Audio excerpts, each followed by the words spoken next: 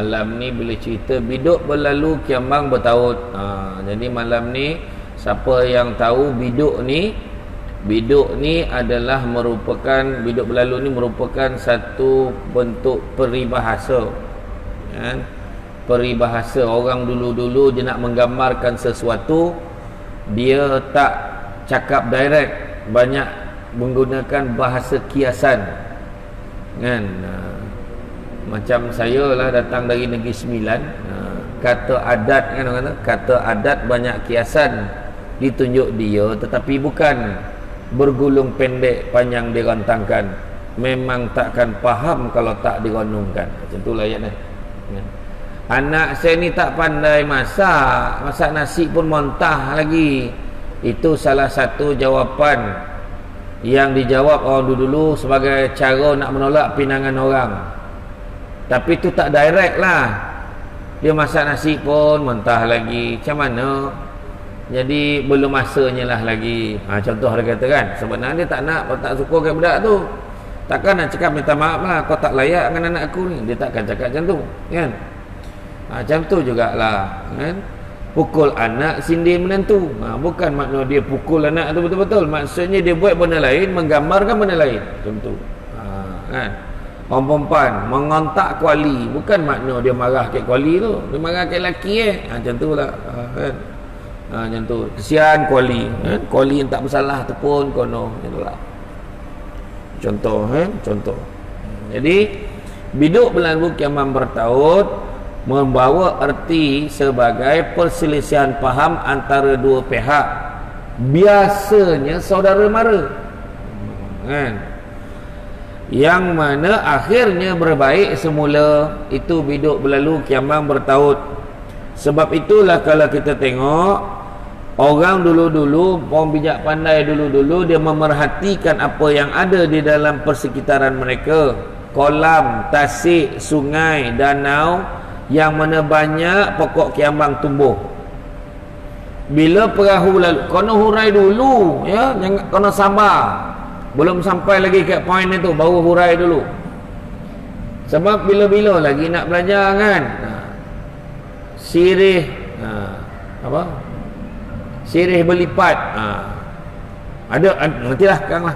Kang banyak dah lah, kan, peribahasa nak ajar, kan. Jadi makna kata bila berlalu je perahu, kita akan tengok kiambang tadi akan terbelah, dia terpisah.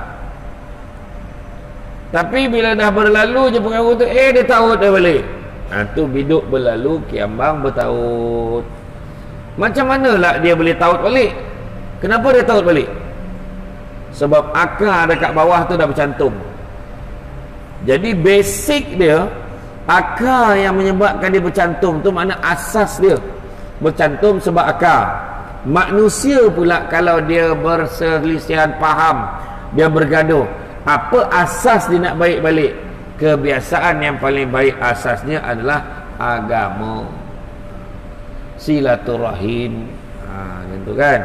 Kadang-kadang tahap persaudaraan ni memang berat, bukan sikit-sikit tu. Sebab kenapa disebutkan berat? Sebab apa?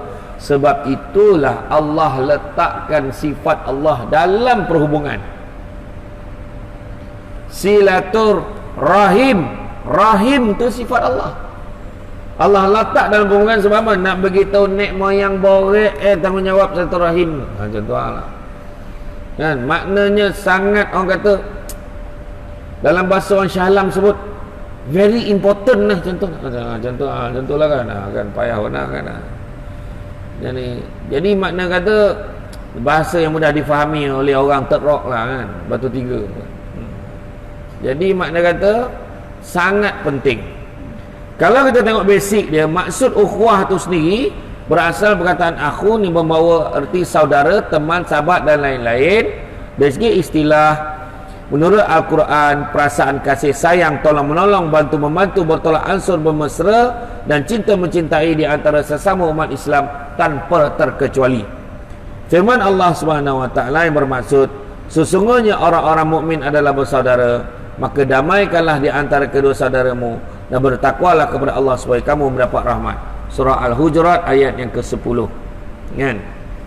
Menurut hadis lagi, seperti tubuh badan, darah daging dan roh umat Islam sendiri.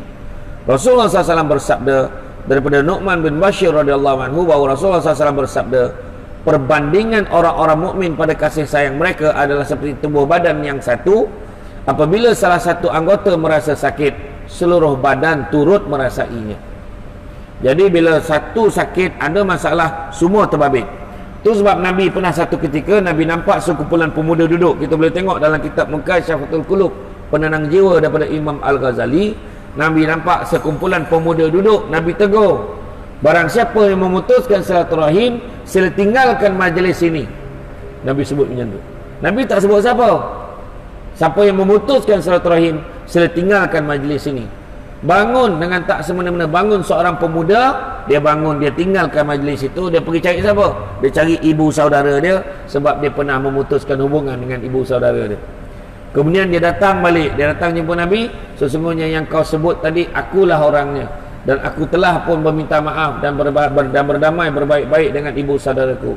Nabi kata, sesungguhnya orang yang memutuskan silaturahim, maka rahmat Allah tak akan turun kepada masyarakat itu atau kumpulan itu. Itu Nabi sebut. Jadi itu sebabnya kalau contohlah dalam kampung kita, dalam kawasan kita, ketua kampung bergaduh dengan imam, payah gitu. Contoh kan, ketua kampung bergaduh dengan imam. Benda ni bukan di sinilah, di tempat lain ni saya cakap ni, kan? Jadi bila ajak kenduri, ajak imam. Imam tanya, kau ajak tak ketua kampung tu? Ajak. Aku tak datang, kau ajaklah dia, kata. Tanyalah ketua kampung, kau ajak imam ke? Memanglah imam baca doa. Tak inginlah aku datang. Kali lah. Jadi susah kan, orang jadi sebab salah. Itu sebab kena damaikan antara keduanya. Imam datanglah imam, kan? Bukan apa siapa nak baca doa. Lepas tu cakap ketua kampung, aku tak nak lah, jangan. Bahaya putus satu rahim ni. Datanglah sama-sama, kan? Kita berbaik-baiklah. Susah orang kampung ni bila bergaduh dua-dua ni, susah. Cuba kita jadi baik. Kita ni macam tubuh badan yang satu rasa sakit, semua terasa macam tu. Kita nak ajak orang ni semua salah, ajak orang ni semua salah, sebab dia silaturahim tadi. Daripada Abdullah bin Amr radhiyallahu anhu, daripada Nabi SAW bersabda, tidaklah seorang itu digelar ar-wasil, yakni penyambung silaturahim, apabila bersifat al-mukafi'i, iaitu orang yang menyambung silaturahim jika saudaranya menyambungnya, dia akan memutuskan apabila mereka memutuskannya. Akan tetapi al-wasil itu ialah seorang yang apabila terputus silaturahim, dia segera menyambungkannya. Hadis riwayat Al-Bukhari, Abu Daud, At-Tirmizi dan juga Ahmad. Jadi makna kata kita kena menyambungkan silaturahim. Islam adalah agama yang mementingkan silaturahim.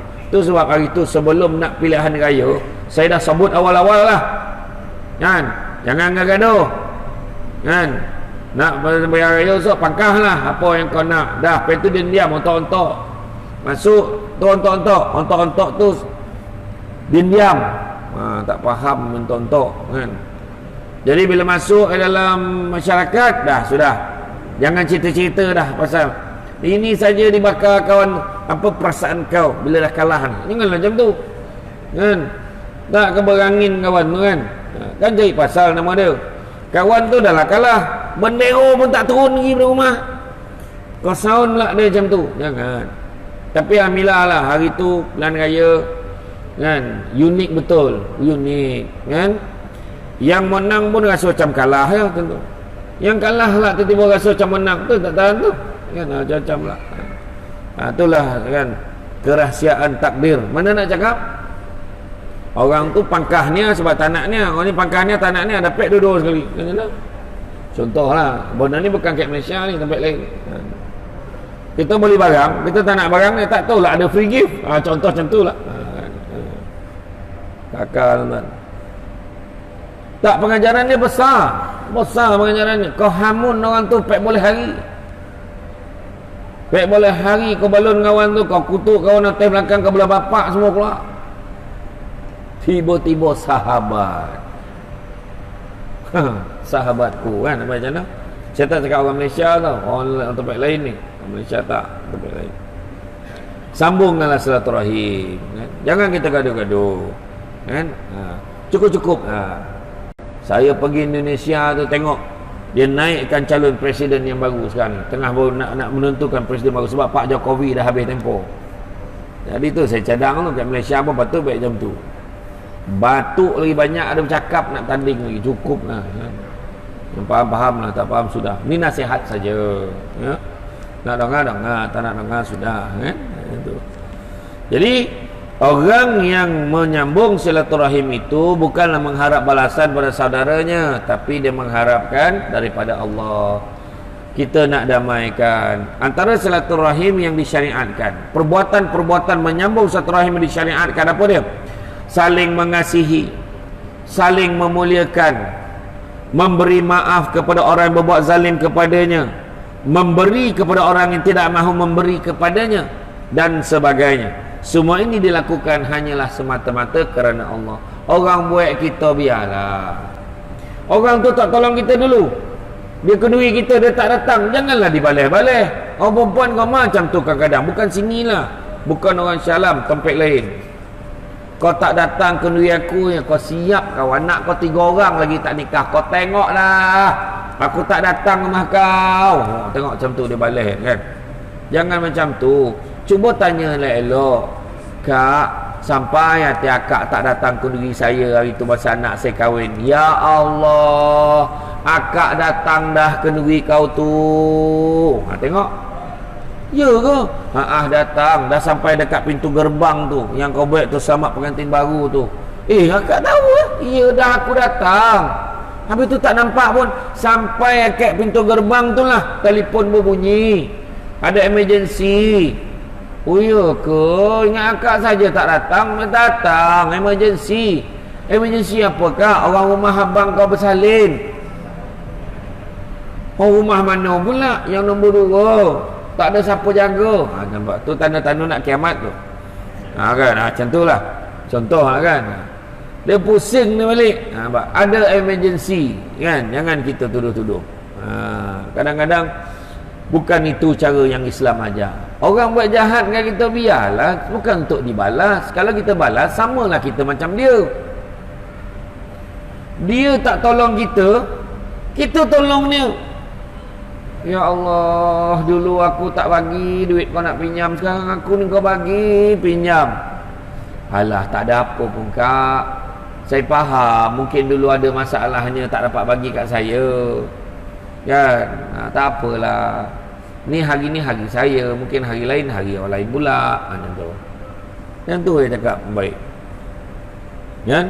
Bukan tujuan untuk mendapatkan pujian, dan bukan sebab habuan dunia, tapi kita buat kerana Allah.